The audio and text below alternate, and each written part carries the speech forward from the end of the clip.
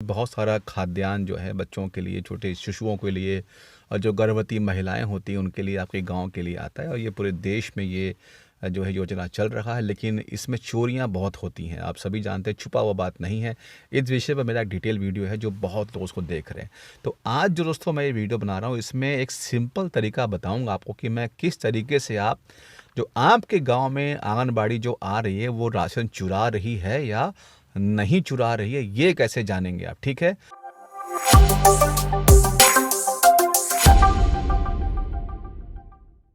दोस्तों आप जानते हैं कि आपके गांव में आने वाली जो आंगनबाड़ी गायत्री होती है वो राशन की चोरी करती है। सिर्फ वही चोरी नहीं करती है ना, उसके जो ऊपर जो अधिकारी होते हैं वो भी उसमें हिस्सा लेते हैं। यह हिस्सा कई जगह ऊपर तक जाता है। हम अक्सर अखबारों में, न्यूज़ में इसके बारे में सुनते रहते हैं, लेकिन कई बार हम मन मसोस के रह जाते हैं, सोचते हैं कि हम क्या कर सकते हैं, हमारे तो बस से बाहर है, या हम इसमें क्या भूमिका निभाएं, और कौन कई बार इस पचड़े में पड़े, हम कई बार ये भी सोचते हैं। लेकिन अगर आप सच में चाहते हैं, आप समाज सेवी हैं, आप चाहते हैं कि गांव में कितना राशन आ रहा है, कितने पैसे का राशन आ रहा है, तो आप उसको जान सकते हैं। सबसे पहले आप एक काम कीजिए, आप एक आरटीआई लगाइए अपने ज़िले के जिला कार्यक्रम अधिकारी को। जी हाँ, जिला कार्यक्रम अधिकारी ऐसा होता है जो जितने भी आंगनबाड़ी कार्यत्री हैं, जितने भी आंगनबाड़ी केंद्र आपके ज़िले में हैं, वो उनका सबसे बड़ा अधिकारी जो ज़िले में बैठा है, इसको बोलते हैं जिला कार्यक्रम अधिकारी। ठीक है, आप उनको आरटीआई लगा कर आप सवाल पूछ सकते हैं कि भैया हमें बताइए कि हमारे ज़िले के अंदर आंगनबाड़ी के लिए कुल कितने राशन जो है वितरण के लिए, बच्चों के लिए, गर्भवती महिलाओं के लिए कुल कितने प्रकार के जो है खाद्यान्न, तो सब चीज़ें होती हैं, कितना आया, उनकी लागत या उनकी मूल्य क्या थी, आप उनसे सवाल पूछ सकते हैं। आप सवाल ये भी पूछ सकते हैं कि मेरे ब्लॉक के लिए, जो मेरा ब्लॉक है, अपने ब्लॉक का नाम बता दीजिए उसमें लिखकर कि मेरे ब्लॉक के लिए कुल कितना खाद्यान्न, कितना मूल्य का खाद्यान्न, कितने प्रकार का खाद्यान्न जो बच्चों के लिए और गर्भवती महिलाओं के लिए भेजा गया, ये पूछ सकते हैं। ये भी पूछ सकते हैं साथ साथ कि जो मेरा गांव है, गांव का नाम लिखिए, शंकरपुर या जो भी गांव का नाम है वो लिखिए कि इसमें इसके लिए कुल कितने कितने प्रकार के, सेम सवाल, कितने प्रकार के खाद्यान्न, कितने प्रकार के राशन, कितने प्रकार की चीज़ें जो है हमको यहाँ भेजा गया, जो गर्भवती महिलाओं के लिए हैं या बच्चों के लिए, और उनका कीमत क्या है, ये पूछ सकते हैं आप। इससे आपको संख्या मालूम पड़ जाएगा। ठीक है ना। आप उनसे ये भी पूछ सकते हैं कि कुल कितने ऐसे कार्यकर्त्री हैं जिले के अंदर जो कार्य कर रहे हैं या आंगनबाड़ी केंद्र हैं।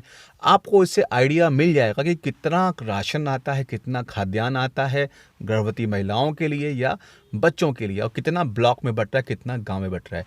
अब जब ये बटे, आपको पता हो कि एक दिन ऐसा आता है जब ये बांटते हैं, महीने में बांटते हैं, कभी कभी 15 दिन में बांट देते हैं, कभी कभी 2-3 महीने में एक बार ही बटता है। ठीक है, ऐसा होता है, कभी कभी राशन नहीं भी आता। ठीक है, तो आप इनकी जो वेबसाइट है, ठीक है, आप वहाँ पर जाकर, जो बाल विकास मंत्रालय वो इसको देखता है, हर स्टेट में है, हर केंद्र पे ये इसको देखते हैं, ये इसका पैसा आवंटन भी करते हैं। ठीक है, और आपको ये जानना जरूरी है कि जब जिस दिन आंगनबाड़ी आपके गांव में आकर, आपके पंचायत में आकर राशन बांटती है, तो आप ये ज़रूर उससे पूछें कि ये राशन जो खाद्यान्न जो आप बांट रहे हैं, ये कितने बच्चों के लिए है और कितने गर्भवती महिलाओं के लिए है। आपको ज़िले से कितना क्वांटिटी में चीज़ें मिली हैं उसकी जानकारी आप कीजिए, क्योंकि आपने सूचना पहले ही पूछ रखा है। ठीक है, तो हो सकता है आपको कम बताएगी, दूसरी चोरी पकड़ी जाएगी आप, या फिर आप एक आरटीआई लगा के, ठीक है ना, आप उसी आंगनबाड़ी पे एक आरटीआई लगा के आप एक सवाल पूछिएगा कि मुझे जिस दिन आप राशन बांटिए, मुझे उस दिन आकर निरीक्षण करना है, राशन को बढ़ते हुए देखना है कि आप किस तरीके से राशन बांट रहे हैं, कितना कितना राशन बांट रहे हैं। मुझे सेक्शन 2J1 के तहत निरीक्षण करना है, वो आपको निरीक्षण कराएंगे। ये निरीक्षण करने का आपका अधिकार है। तो दोस्तों, इस तरीके से आप अपनी चोरी, आप जो आंगनबाड़ी में जो चोरियां हो रही हैं, बच्चों के खाद्यान्न जो चुराए जा रहे हैं, गर्भवती महिलाओं को चुराए जा रहे हैं, उस पर आप रोक लगा सकते हैं। कुछ राज्यों में दोस्तों ये जो वितरण का जो काम है वो एनजीओ को दे दिया गया है। कुछ राज्यों में इसको जो है, जो महिला जो समूह है, एसएचजी है, सेल्फ हेल्प ग्रुप है, उनको दे दिया गया है। तो कई जगह अब थोड़ा सा ज़्यादा भ्रष्टाचार हो रहा है। हालांकि इसको दिया इसलिए गया था कि ताकि करप्शन कम से कम हो, लेकिन क्या वो बढ़ गया है? क्या वो सच में ख़त्म हो गया है? क्या सच में ये चीज़ें जो बीच में आ गया ये काम कर रहा है?